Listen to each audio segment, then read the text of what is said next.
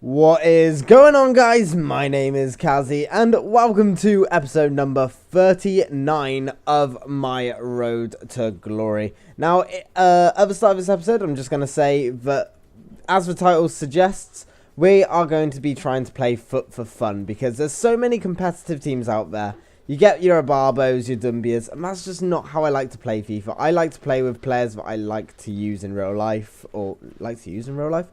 like to watch in real life, and so playing with them is obviously a bit more fun. So I do go ahead and I build a new BPL team because there is a market crash on the way, and with the new record-breaking Messi, the market's probably going to crash even more. So we don't want to buy expensive players quite yet. Maybe in the next episode we can buy a slightly more expensive team because their prices will be a bit lower. But for now, we're just going to be spending a couple of thousand on players. And as you can see, we are building a full BPL team. And the prices are on the screen as you go through. We've got Arnautovic and Morales as the wide players. Two players that are very capable of scoring goals. We've got Tadic in the middle because he has been playing outstanding for Southampton so far this season. We've got Romelu Lukaku, who's one of my favourite players to watch in real life, and Didier Drogba, the absolute Ivorian legend, and obviously Chelsea fan favourite. So Chelsea fans watching this series are going to enjoy seeing him. And we do put Gus Poyet as our manager once again, as we're using yet another BPL team. We've got the Silvers on bench, and so eventually they might be put into the team.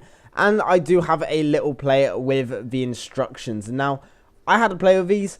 I'm actually going to take all the instructions off because I made Drogba a target man.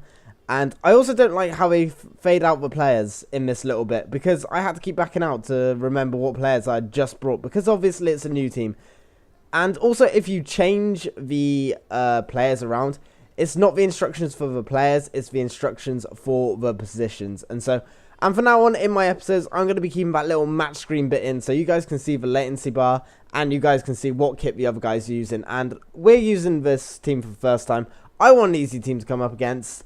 Not going to get it. We get Messi, Ronaldo, Robin, Modric, Iniesta, Lahm. It's just a ridiculously strong team. And this guy got really lucky early on because he passed it out to Ronaldo, and that was pretty much his plan the entire game. My players run into each other there.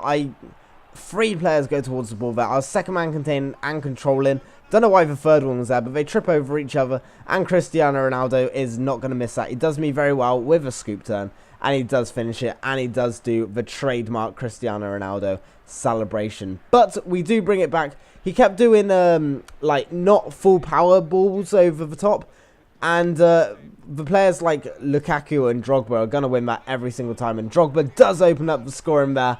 And I don't know, I really enjoy scoring with Didier Drogba. I don't know if it's because he's a living legend, a legend that's still playing and still scoring. It just adds a little bit more. And that's really what foot needs to be. So many people, I feel that they don't get the fun of it because they just go ahead and they do go and use a Barbo, and I wonder how many people can honestly say they've ever seen a Barbo play for his club team, because I saw him play in the World Cup and me and my mates were joking all the time whenever he got on the ball that, you know, you just run past everyone with him. He should be the best player in the World Cup. But as you can see, this guy's game plan the entire game was to pass it to Ronaldo, and it came back to bite him, and he does give it back to me, and I do a little shuffle with Drogba, and he does crush it to the keeper's near post, and we do go 2-2, and that is going to be the final score of this game. And using this team, I was finding fun in FIFA, but the people you play against is where the fun dies a little bit because they do use stupid teams. Like the guy I was playing just now, obviously was using a slightly different team. You don't see Messi and Ronaldo in every game. And I enjoy playing against teams like that. I enjoy playing against teams that have different players in. And look at that. 16 shots, 9 on target to his 5 and 3. We absolutely dominated. And we probably deserved to pick up the 3 points. But we didn't because I'm poor at finishing and I'm poor at this game. And that is just how this game goes. But the next opponent we come up against is Wembu's triad. Real Madrid kits. I won't say Brazilian kits then. He's got the Brazilian badge, I believe. And he's got the striker Griezmann, Sturridge, Di Maria, Modric, Rooney at centre mid, Kroos at CDM. An extremely solid team. And again, this is another team I enjoy coming up against because you don't see the informs every game. You usually would see a Barbo. We go this whole episode without seeing a Barbo, which that makes me happy. And it makes foot more fun, but this doesn't make foot fun when you just defend this badly and let someone just walk through you. It is the informed Griezmann, but still, that just shouldn't happen. That's just very, very poor. But that is my question for you guys today. Do you play FIFA for fun, or do you play it competitively? Do you only find it fun when you're winning? Because I can find fun in a game when you lose it. I do get frustrated. I do want to win. But I can also still find the game fun because I have yet to use a Barbo in this game. I haven't used Sturridge. I have used Dumbia, but that's because I needed him as a hybrid link. But there are certain players in this game that I kind of just refuse to use. It's always been the Gabby Agbonglahors, the Barbos. I don't think I used a Barbo in FIFA 14 either. And I want you guys to tell me what players you use and if you do use a Barbo and players like that, because... And if you find it fun, or if you do it just so you can keep up with the other people and just so you can be competitive in seasons. Because I am, as you can see, in this episode, we haven't been conceding as many goals. I'm slowly getting there, guys. I'm slowly getting there.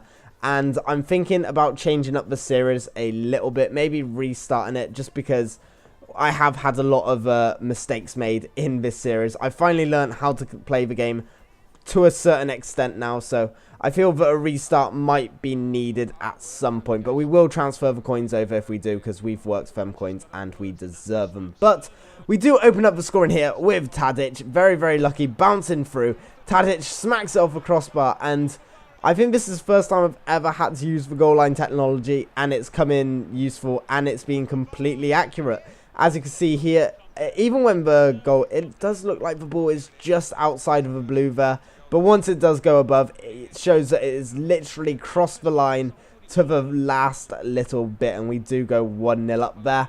And Lukaku plays a great ball over there to Daley Blind, who does get taken down in box. And we do get a penalty. Then we get the worst camera angles. If you want to look at that from a different angle, well, EA say fuck you, because they give the worst camera angles possible there.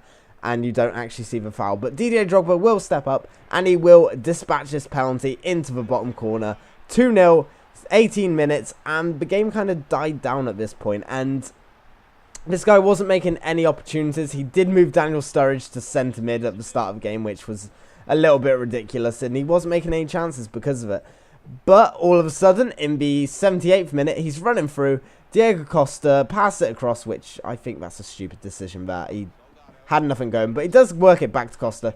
Costa shoots, it misses, and then the circle comes up, and I just thought, hey, he's angry, he missed a shot, and he's rage quit. But no, it turns out it's me.